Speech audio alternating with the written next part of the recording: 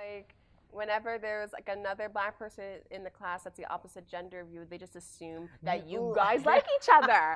That you guys like, go well. You guys should go you guys together. go You should well go together. out. You're perfect. Oh gosh, yeah.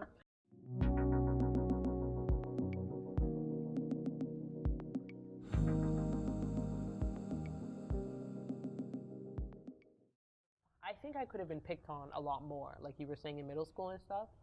But this is solely because of me. I'm very tough, and people are scared of me. Like, well, whatever, aggressive black woman kind of thing. But aside from me being a black woman, I am just, I will admit it, pretty aggressive. Not intentionally at all, but people were kind of just, they didn't want to fight with me because I don't know. They were scared for whatever reason. But I'm sure they said stuff behind my back.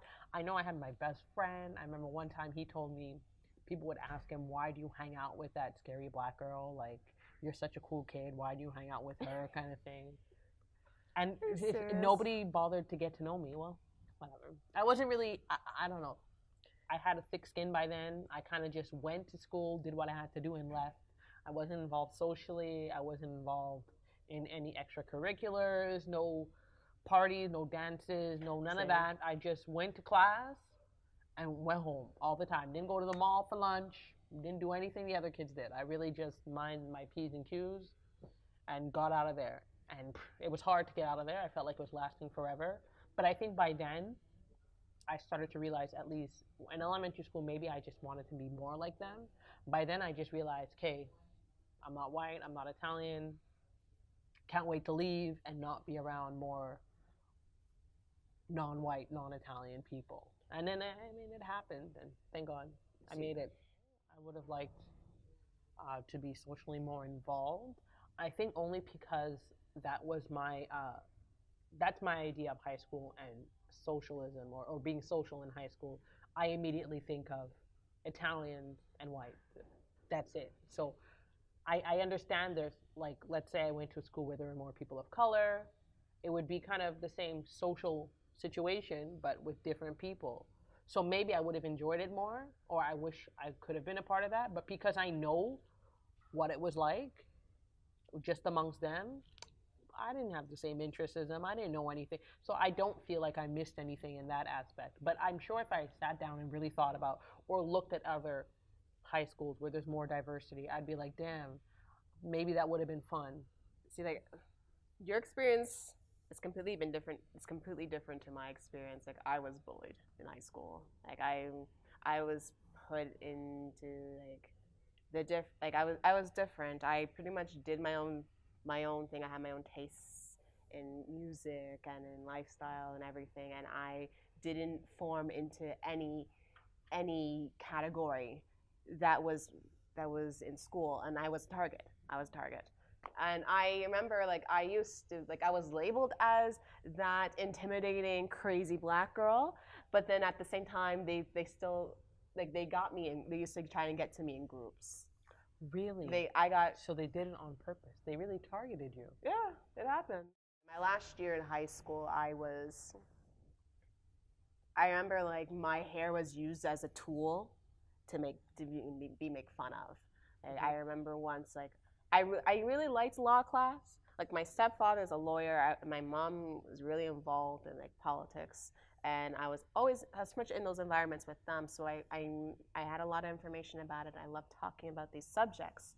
And I remember once there was this one kid who really was annoyed at the fact that I sat in the front of the class with my big hair, and he made a comic of me with my hair, and saying how he wanted to shave it all off, and how, like, I'm always talking about Canadian politics, and how that was just such a thing. It was just so detrimental to his learning, the fact that I was talking about politics in a law class. Detrimental. This loser is freaking taking time out of his day to make a freaking comment. Yeah. Like, come on. And when I think about, like, if I made the effort to conform to the norms that they had in high school, I feel like I wouldn't be sitting here with you right now.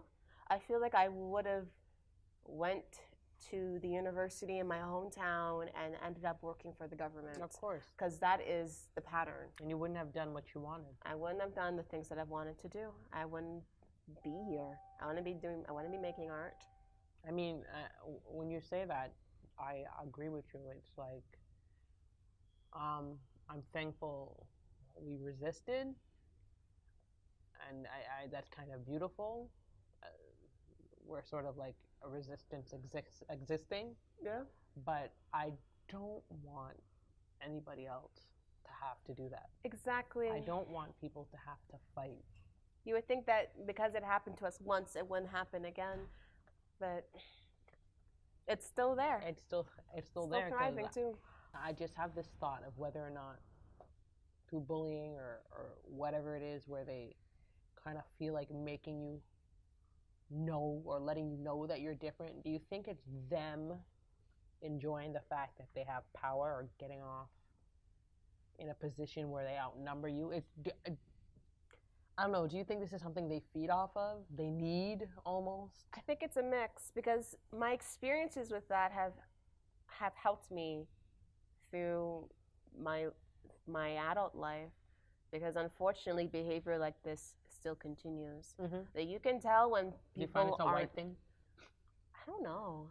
I like, just have to. But I think you can tell when someone isn't punished for their bad behavior. Mm-hmm, of course. It's very obvious. You can tell it's not the first time they're doing it. And they kind of feel justified. They feel like they can get away with it, and that's where the power thing comes from. And when they know that they're doing something wrong and they're not being punished, that's how they just get off, I guess. They just get off with the fact of that. So I don't know. It's something that, like, I don't know if it's about them. I don't know if it's about me, but it's at the point now where, like, all my experiences, I pretty much had to. I got flack for just being who I am. Mm-hmm. So like, it's like something. Like if me as an individual just becomes so detrimental to someone else, it means that I'm not gonna stop what I'm doing because I'm not hurting anyone else. Well, then I guess you just gonna drop dead because I'm not. I'm not. Oh, gosh. Yeah, well, you know, it's sort of a happy story. I made it through high school. I got out of what I realized I wasn't that. And I made it to not university, CJEP. And it's kind of just like, you know, that cliche people say after high school, the things that made you different are the things people love the most.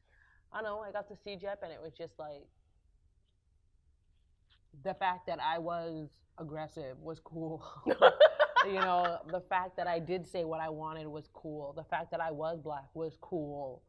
You know, and I mean, I don't know if that's still people making me to be like some sort of token now instead of the shitty token. I'm the cool token, but I mean, I guess I'm not gonna complain about people thinking I was cool or people just being okay with me, even if, yeah, their reasons were fucked up. It's just like, well, you know, at least I'm not being bothered anymore. At least people aren't making fun of me for it.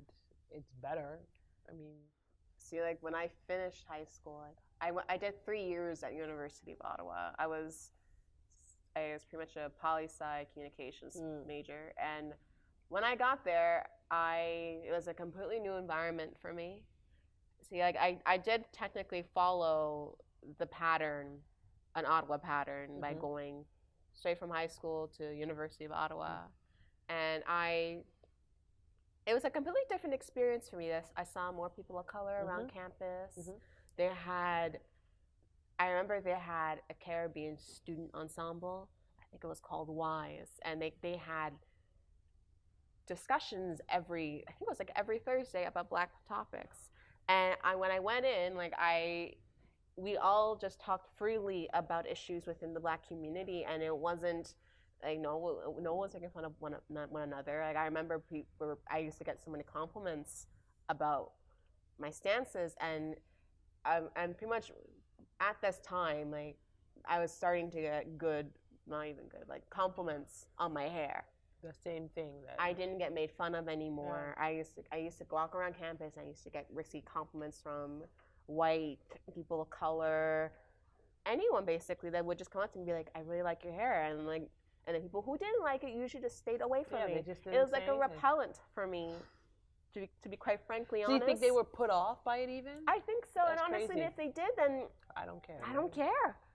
Like, we're not gonna get along anyways. Yeah. So that kind of just cuts that conversation away from me. You know, like it kind of weeds them out early on. It does. That's good. So that's good. I admit, like, U of O it was a bit of an awakening for me because like I was scared that it was just always gonna be like this. And even though it gets better almost. But it does get better. Like I made like a circle of friends. They were all very socially aware, and they also loved to party, and they were all super woke. And just seeing like their progress and my progress as individuals in university space was very inspiring as well. Mm-hmm. Now I don't want to say. I mean, I'm not in Laval anymore. I'm not in the suburbs, other than the fact that I live there and go there every night. But, I mean, Montreal is definitely more diverse coming in here every day. But I don't want to say because it's more diverse, it's like free of discrimination, or I'm never reminded that I stand out. I mean, when you go into a store, you still don't see things that cater to you. You still can't find the stuff you need all the time. I mean, you still can't find the food that you eat. I mean, you can find the food they eat all over the damn place, but you know, I can't find.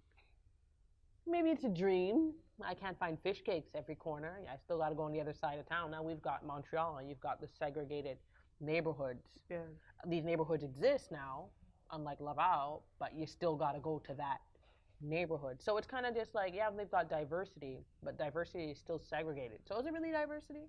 When everybody's in their own little corner, we coexist, I think, but I think that's it. I think when we come together, we just coexist, but there's not really a sort of an equal exchange between cultures. There's still one centralized culture. I mean, that's still whatever white culture is, but whiteness is still kind of the focal point of everything, and we're kind of just existing around it, and they let us exist around it, kind of thing. They don't bother us now. They don't make comments, only because I think when they get older,